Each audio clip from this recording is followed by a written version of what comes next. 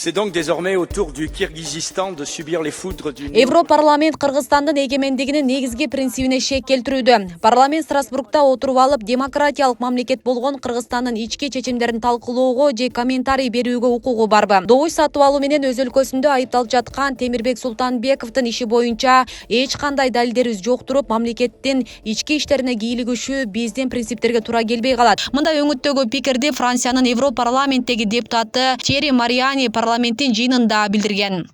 Бул дебаттарда Евробиримдик өзүнүн өлкөсүндө добуш сатып алуу боюнча айыпталып жаткан адамды курмандык катары көрсөтүп жатат. Бул Брюссельдеги Катаргейт же Кыргызстандагы окуя болбосун. Социалисттер көпчүлүк учурда коррупциялык иштерге аралашкан учурлар болууда. Ошондуктан биздин бул жердеги талкуу эл аралык кызматташуу жана өз ара урматтоо рухуна туура келеби деген суроо жаралат. Биз Страсбургда отуруп алып демократиялык өлкө болгон Кыргызстандын чечимине кийлигишкенге укугубуз барбы? Темирлан Султанбековдун иши боюнча биздин колубузда эч кандай далилдер жок.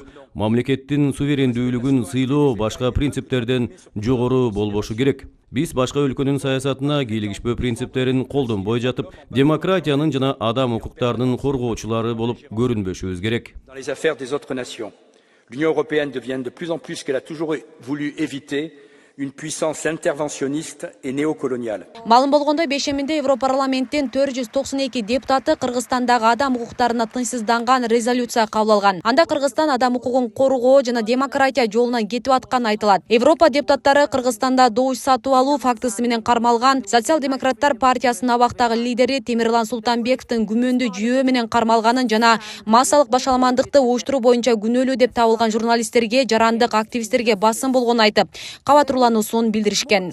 Европарламенттеги депутаттардын бул ишке кийлигишке вообще түздөн түз мен ойлойм алардын акысы жок. Себеби ар бир мамлекет өзүнчө суверендүү мамлекет болгондон кийин өзүнүн мыйзамынын негизинде иш алып барыш керек. Өзүнүн мыйзамынын негизинде актайбы, жактайбы, күнөөлөйбү, же болбосо абакка кесеби мыйзам бар бизде. Ошол мыйзам иштейт. Ошол аларсыз эле, алардын кийлигишүүбүздө эле эгерде күнөөсү жок болсо, мезгили келгенде сотко барганда булар бошонуп чыгат. Алар биздин өзүбүздүн жарандар. Алардын укугун коргошубуз керек. Биз аларга эч кандай тескери пикир, жаман ой жок. Аны карыздык кылып сот чечет ал маселени. Да, биз муну көңүлгө албашыбыз керек. Мамлекеттин жетекчилери деле, жергиликтүү бийликтегилерге деле айтып кете турган нерсе, элдин арасында деле муну көңүлгө албаш керек. Себеби мамлекеттин өсүшү, алдыга жылышы мен ойлойт элем билде Кыргызда болгон бир ички немеби деп кызганыч деп. Жок, андай болбойт экен. Мамлекет канчалык алдыга жылып, кичине бир уйкудагы кыздай ойгонуп бир жакшы нерсеге келе баштаса эле көрө албастык деген нерсе пайда болот экен. Эмне үчүн биздин жакшылыктарыбызды айта албайт ошол Европарламентте? Эмне үчүн кылынып аткан нерселерди айта албайт? Эмне үчүн экологияга кылынып аткан жакшы нерселерди айта албайт? Только ушу жаман гана жактарын болгондо дагы жергиликтүү кеңешке деген бул уят нерсе Европарламенттин ушуга чейин деңгээлин түшүп кетиши. Алардын өзүндө болуп аткан нерсе канча нерселер бар. Жанагы лесбиянка деп атабыз, демократиясын өздөрүндө деле туура калды. Биздин өзүбүздүн мамлекетибиз бар, өзүбүздүн жетекчилигибиз бар, өзүбүздүн күч органдарыбыз бар, өзүбүздүн бардык мыйзамдардын негизинде колдонулган ушу шайлоо мыйзамыбыз бар. Ушулардын негизинде өтүп жатат. Сотрудники МВД нападают на родителей Султанбекова. Кыргыз Республикасынын укук коргоо органдары Бишкек шаардык кеңешинин депутаттарын шайлоонун алдында Социал-демократтар партиясы тарабынан добуштарды сатып алуу фактыларын аныктаган. Партиянын өкүлдөрү жергиликтүү кеңештердин депутаттарын шайлоо жөнүндө мыйзамдарын бузуу менен шайлоочуларга 1,5 миллион сомдон ашык акча таратышкан. Тергөө иштеринин жүрүшүндө партиянын лидери Темирлан Султанбековдун тиешеси бар экендигин тастыктаган акча каражаттары, материалдар жана техникалар алынган. Кармоолорго добуш сатып алуу фактысынын аныктай турган далилдердин эки жаранын билдирүүсү, ошондой эле партиянын жетекчилеринин мыйзамсыз иштерге катыштыгы бар экендигин көрсөткөн аудио жазуулардын болушу себеп болгону белгилүү. Ну, ведомость же надо сдать, уже все сдают. Где ваши ведомости? Сколько людей уговорили, телефоны? Все, я понял.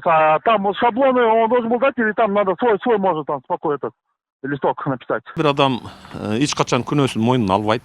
Күнөөсүн эч качан алган дагы эмес. Бул Кыргызда болобу же башка Европа мамлекеттеринде булар дагы өздөрүнүн чындыгын айта беришет. Бирок биздеги ачык айкындуулук жок дегенге ошол Султанбековго мен айтат элем да, ошол түрмөдө жаткан жерден болсо, ИВСте жатат, ошол жерден чыгарылып аткан Facebooktарга жазып атат, каттарды чыгарып атат. Бул деген ачык айкындуулук. Бул деген өзүн өзү көрсөтүүсү, мына бирөө бир нерсе деп айткан жок аны. Өзүнү андай бир чоң саясатчы катары эсептеп кылып аткандан кийин ар бир саясатка аралашкан адам чоң кичине өзүн мен кичинекеймин же эми келатам же деп эсептебеш керек да.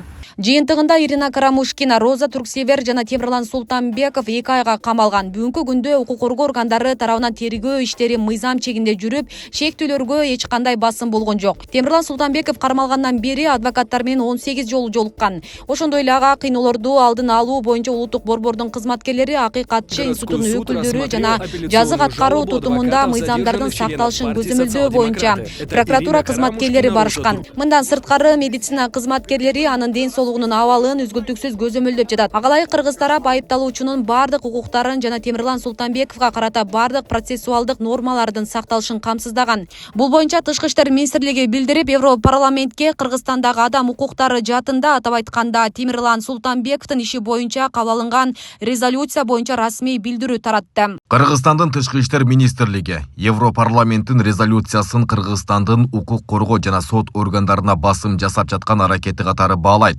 Ошондой эле Европарламенттин депутаттарынын диалогту күчтүү позициядан өткөрүүгө умтулуусу Кыргыз Республикасынын эгемендигине шек туудурат жана Кыргызстан менен Европарламенттин ортосунда акыркы 10 жылдыкта калыптанып калган кызматташтыкка жана өнөктөштүккө доо кетирет. Дипломатиялык мекеме Кыргыз тараптын өз ара урматтоо жана ички иштерге кийлигишпөө принциптерине негизделген ачык жана тең укуктуу диалогко даяр экендигин дагы бир жолу баса белгилейт. Европарламенттин Кыргызстандагы адам укуктары жаатындагы резолюциясы боюнча Жогорку кеңештин депутаты Айсулуу Мамашева да пикирин билдирди. Ал Тышкы иштер министрлигинин билдирүүсүнө комментарий берди. Кыргызстан башка мамлекеттерде орун алып жаткан окуялар боюнча резолюция кабыл албайт жана башка өлкөлөрдүн ички иштерине кийлигишпейт.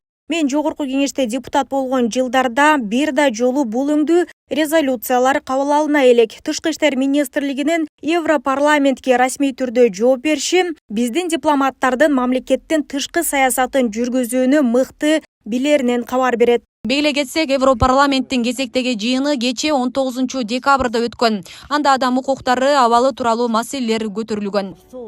Асель Сыдыкова, Шерзат Эгембердиев, Регион телеканалы.